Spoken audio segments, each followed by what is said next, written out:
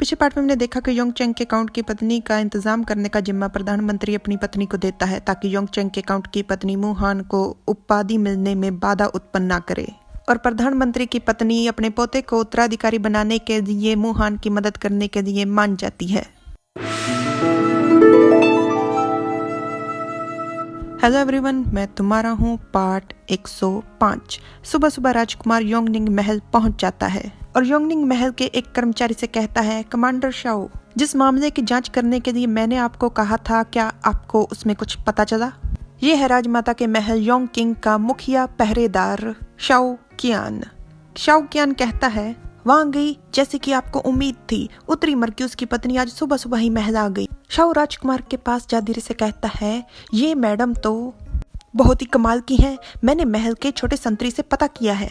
उसने बताया कि योंग चेंग के काउंट की पत्नी तो बहुत ज्यादा तंग और परेशान हो गई थी। हुआ यूं, योंग चेंग के काउंट की पत्नी सुबह नाश्ते के बाद दोबारा योंगनिंग महल आ पहुंची और रोते हुए शिकायतें करने लग गई। पर उसके बाद उत्तरी मर्क्यूस की पत्नी यहाँ पहुंची और उन्होंने बिना एक भी शब्द बोले बुरी तरह से जोर जोर से रोना पीटना शुरू कर दिया। और ये है वो दृश्य। राजमाता के सामने घुटनों के बल बैठे हुए योंग चेंग के काउंट की पत्नी रोते हुए कहती है, पीढ़ी दर पीढ़ी योंग चेंग के काउंट कितने वफादार और अच्छे रहे हैं, और अब हमारे हालात ये हो गए हैं कि दूसरे हमें परेशान करते, हमारी बेइज्जती करते हैं। आपको हमारे लिए कुछ करना होगा।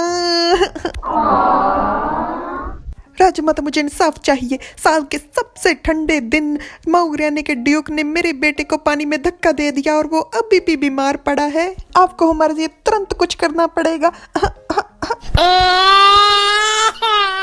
राजमाता उनके सामने अपनी गद्दी पर बैठी हुई थी, पर अपना सर पकड़कर योंग चेंग के काउंट की पत्नी कहती है, तुम्हें ऐसा क्यों लगता है कि ये काम माउग्रियाने के ड्यूक के बेटे ने किया है? Oh yeah.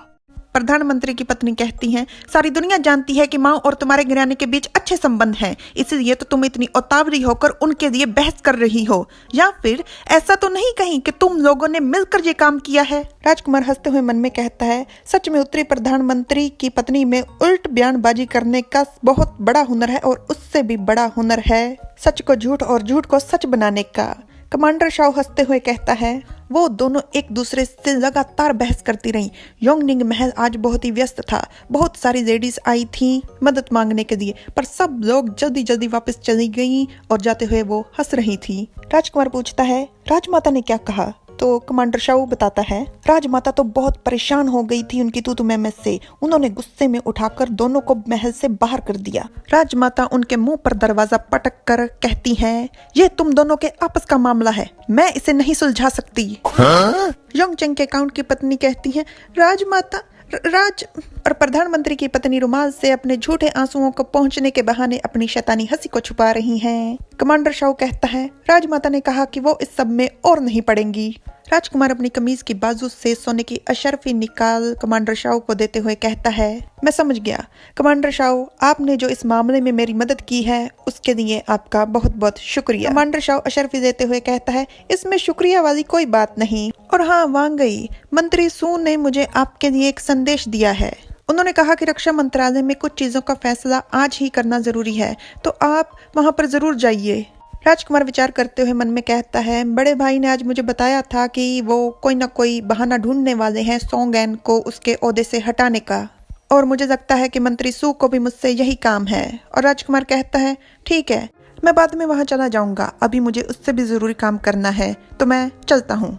तो कमांडर शाओ कहता है, ठीक है, वहां गई, ध्यान से जाइएगा। और हैरान हो मन में कहता है, भला रक्षा मंत्रालय से भी ज्यादा क्या जरूरी हो सकता है?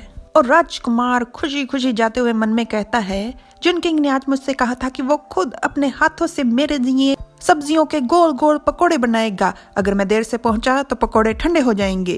राजकुमार अपने महल वापस पहुंचता है और अंदर घुसते हुए खुशी खुशी से कहता है, जुन किंग, मैं आ गया। मुझे नहीं पता क्यों पर मू हान कहता है, आप आ गए? क्यों रिपीट कर रहे हो? राजकुमार ने भी तो यही बोला ना।